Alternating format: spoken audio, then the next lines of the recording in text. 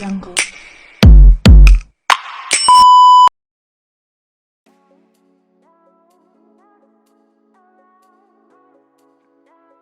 Assalamualaikum dan selamat sejahtera. Saya moderator mewakili kumpulan saya. Kami akan menerangkan tentang ciri-ciri budaya makanan tradisional.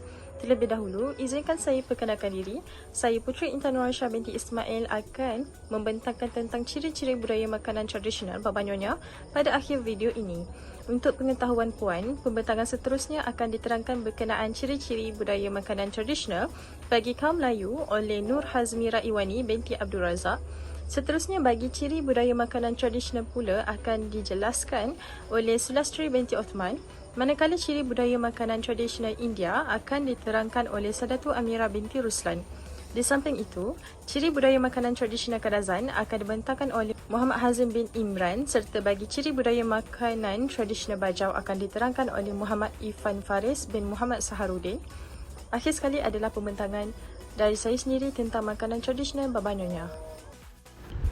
Makanan tradisional Melayu kebanyakannya menggunakan rempah ratus serta santan yang penting untuk menghasilkan makanan yang berlemak dan pekat. Nasi lemak merupakan salah satu makanan tradisional bagi kaum Melayu. Nasi lemak sejenis makanan yang dimasak dalam santan pekat dan mudah didapati di kawasan pekan maupun kampung. Nasi lemak biasanya dihidang untuk sarapan pagi, tetapi kini tidak pelik jika dihidang untuk makan tengah hari ataupun makan malam. Nasi lemak selalunya dimakan bersama telur kukus, timun, ikan bilis goreng dan sambal.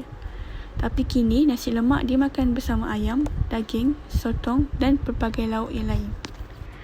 Contoh makanan tradisional lain bagi kaum Melayu adalah lemang. Lemang selalunya didapati ketika Hari Raya Aidilfitri. Lemang telah direkodkan sebagai hidangan istimewa semenjak tahun 1864.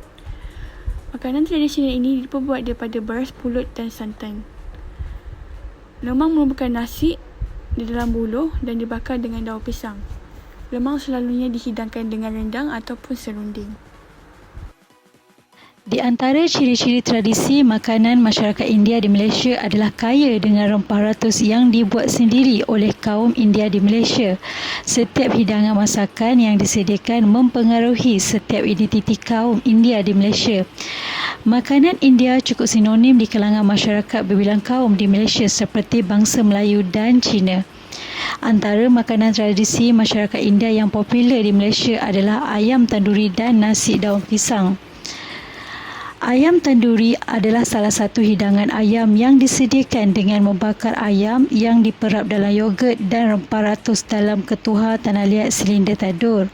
Hidangan ini berasal dari benua kecil India dan popular di banyak bahagian lain di dunia. Ayam tanduri juga terdapat di setiap restoran India di Malaysia.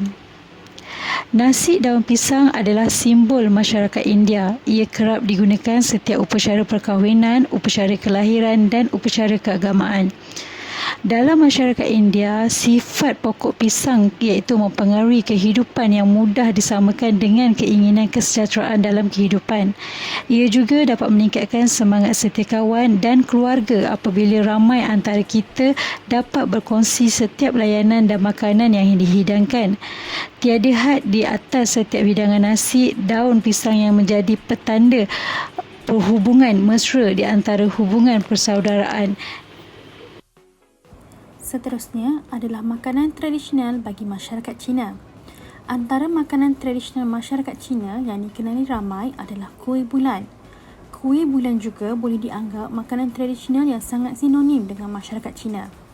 Kuih ini seringkali menjadi santapan dan sajian sewaktu perayaan kuih bulan atau sewaktu perayaan pertengahan musim luruh. Kuih ini merupakan sejenis pastri yang berbentuk bulat atau segi empat tepat dan mengandungi inti yang pekat di dalamnya.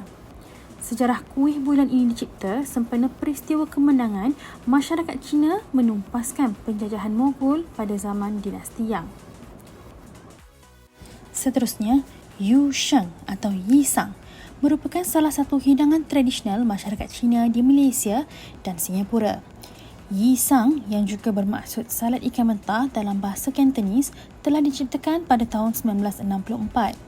Makanan ini mengandungi kombinasi hiasan ikan mentah, sayur-sayuran yang dicincang, kudapan rangup dan beberapa gabungan sos perasi yang lain bagi memperkayakan rasa yisang ini.